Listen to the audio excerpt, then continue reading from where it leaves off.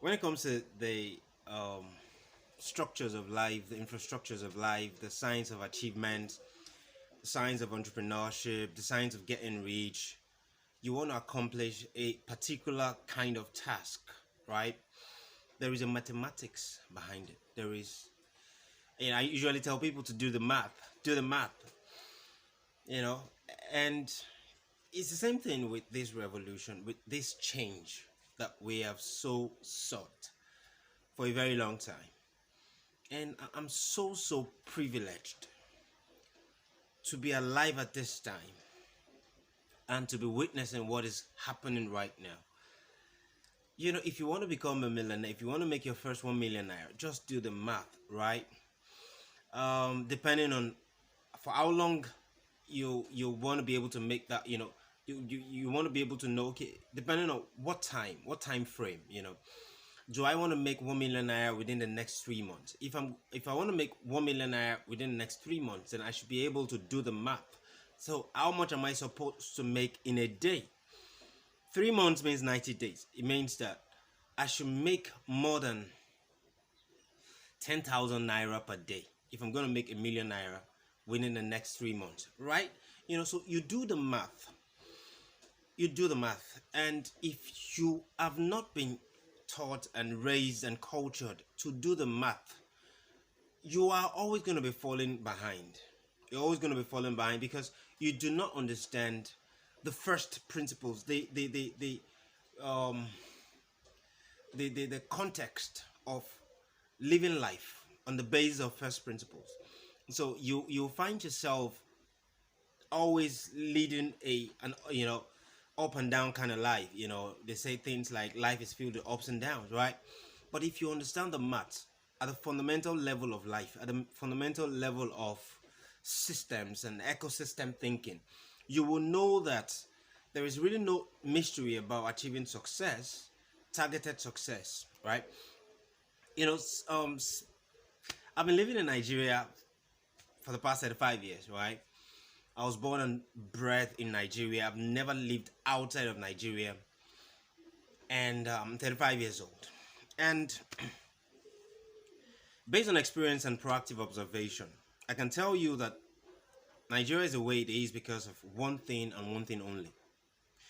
And it's a public service infrastructure that is not designed to serve the members of the public. Okay, we have, most especially for the politicians, we have unbelievable salary structures, and allowances. They really don't have any real work. No real work per se that they're doing. And of course, there is no accountability. Even if they have some kind of work that they're doing, there is no accountability, on their part or on the part of the public that they actually were designed to serve. The public service should be a medium to offer genuine work to the people and to the nation, right? And there's a term, a phrase that people use. Oh, I deserve to be the next president. I deserve to be the next governor. No one deserves anything. No one deserves to be the president. No one deserves to be the governor. No one deserves to be the House of Representative member. No one deserves to be a senator. No one deserves to be the local government chairman. It should only be based on three major things, really. Your personal intelligence, how much investment you have put into perpetually upgrading your personal intelligence, your pedigree of competencies over time, whether you were a lawyer, whether you've been a lawyer, you've been an engineer, you've been a consultant, you've been whatever it is that you've been a businessman, you've been an entrepreneur, whatever it is you've been, there's that pedigree of competency that everybody or a lot of people know you to have, right? That's a third thing that, second requirement for being able to run for office. The third thing is empathy. And empathy basically means that you care about, our collective humanity, you care about people, right? So nobody deserves to run for public office, any kind of public office. You do not deserve nothing. You basically only have the well developed enough personal intelligence, the pedigree of competency and empathy. And once you have this, then we as a people can consider you as someone who should run for office. We will be the ones coming to meet you to say that we want you to run for office. We want you to, run for, go represent us in the House of Representatives. We want you to, become the senator. We want you to do this because we have seen these three major requirements. Not that you coming to push yourself on us and you're saying that I deserve it, and you go pay for whatever you go pay to run for a particular office. You pay INEC, you register with a political party and all of that, and then the people in the kingmakers in that political party now picks you, and they now force you on us, the people. Things are going to happen. Things are going to happen going forward. I've been saying this for a while, but I just had to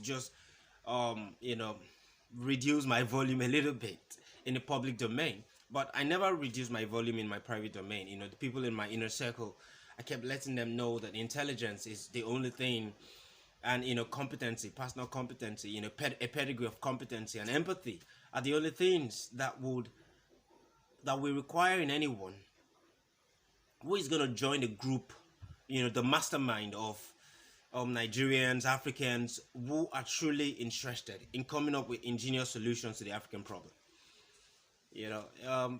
Really, I'm so proud of the Nigerian youth at this time. I'm so proud of them. But be that as it may, they as individuals must know that you can't give what you don't have. I haven't fought this battle and won. Every single one of us needs to understand that competency is very important. Personal intelligence is very important. Right now, we can be hiding under the momentum of our collective efforts. But at the end of the day, you as an individual must be able to give something meaningful, give like an asset to our collective ecosystem as an individual, really. Right? And you care about other people. You're your brother's keeper, your sister's keeper. You care about our ecosystem, you care about our nation, right? And you are actually contributing your own ingenious quota as an asset within the ecosystem. Man, I've seen a lot of things on the internet and I'm like, wow, I'm so inspired. I'm so inspired. This movement doesn't have any particular leader. We are all just rallying around each other and we are doing stuff.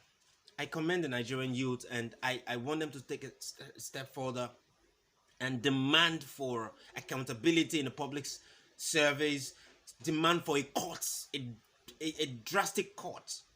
As a matter of fact, 80% cut in the salaries of the politicians. And let it be that you want to go serve in the public service, not that you want to go protect your wealth or you want to go multiply your wealth in the public service. No.